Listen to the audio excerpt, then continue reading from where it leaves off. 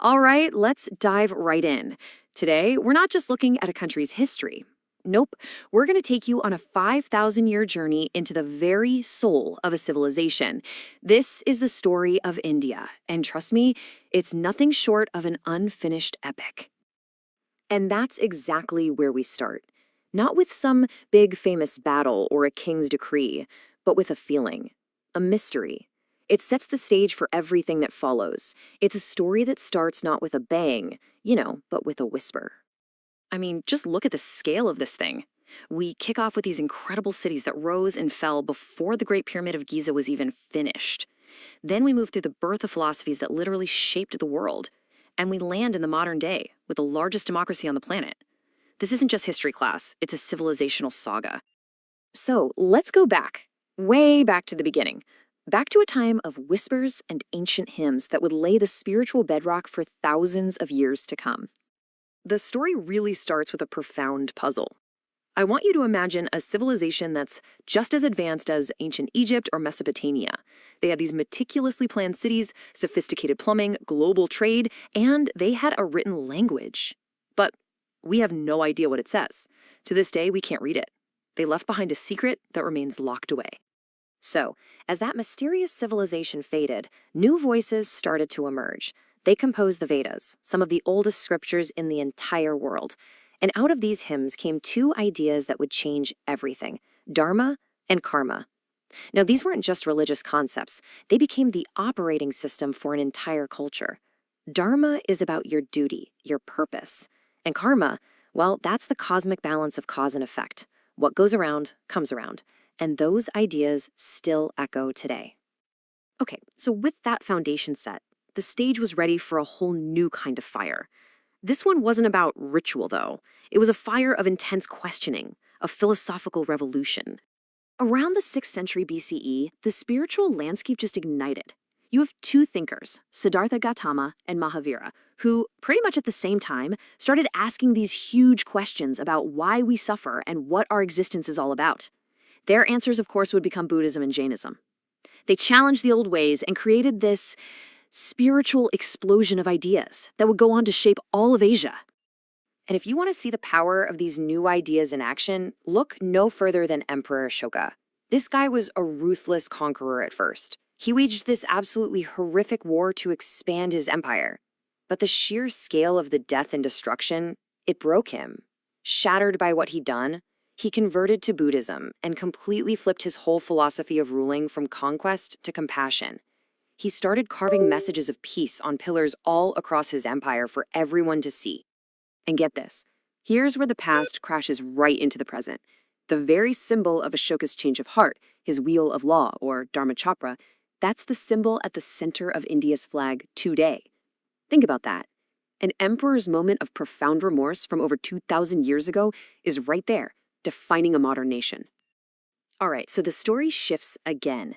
We're now entering these incredible periods of cultural achievement, but also of new encounters, where different cultures start to weave themselves into this amazing Indian tapestry. So during this era, you have two distinct golden ages flourishing at the same time. Up in the north, you've got the Gupta Empire, which saw these unbelievable scientific advances. Their mathematicians figured out the Earth was round over 1,000 years before Copernicus. Meanwhile, down south, the Chola dynasty were masters of the sea. They projected Indian culture and art all across Southeast Asia with their powerful navy. Incredible. Now, the arrival of Turkic and Afghan rulers brought Islam to the subcontinent. And yeah, there was conflict, for sure, but it also sparked this beautiful cultural fusion. The poetic, mystical love for God in Islamic Sufism started to kind of dance with the devotional Hindu Bhakti movement. And out of this incredible synthesis, you got new art, new music, and even a new language, Urdu, which was born from this marriage of Persian and local Indian dialects. This next period sees the absolute height of imperial grandeur. We're talking the Taj Mahal itself. But it also marks the arrival of a new power from across the sea, one that would lead to massive exploitation and inspire a totally revolutionary form of resistance.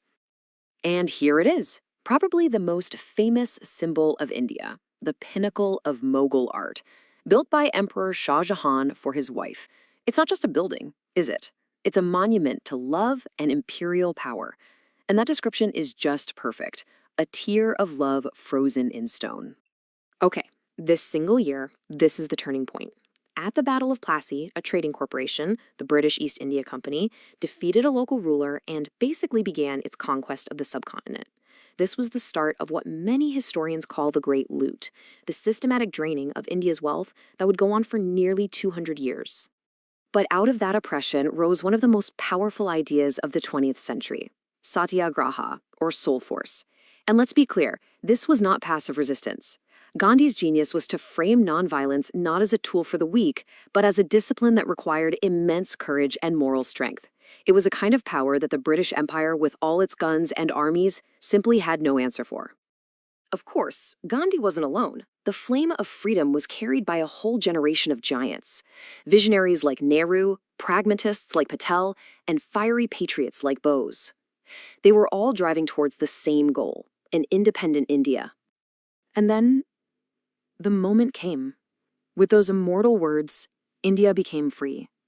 But it was a freedom born in both incredible joy and immense tragedy, because the subcontinent was brutally partitioned, creating Pakistan, and displacing millions of people in a wave of just horrific violence.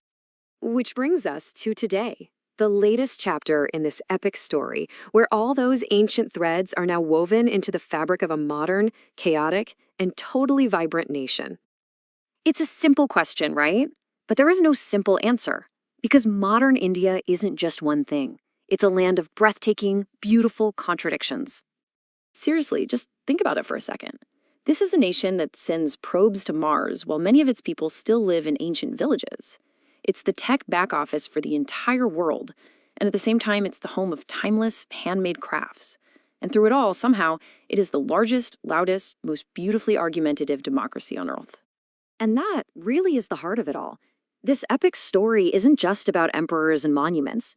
It is the unbroken, collective story of that Indus Valley farmer, the Vedic sage, the Gupta astronomer who mapped the stars, and yeah, the modern programmer in Bangalore who's writing the code for our future. Because that's what India is. It's a story that's 5,000 years old, but it's still being written every single day by over 1 billion people. It is a magnificent, complex, and deeply human epic that is and always will be unfinished.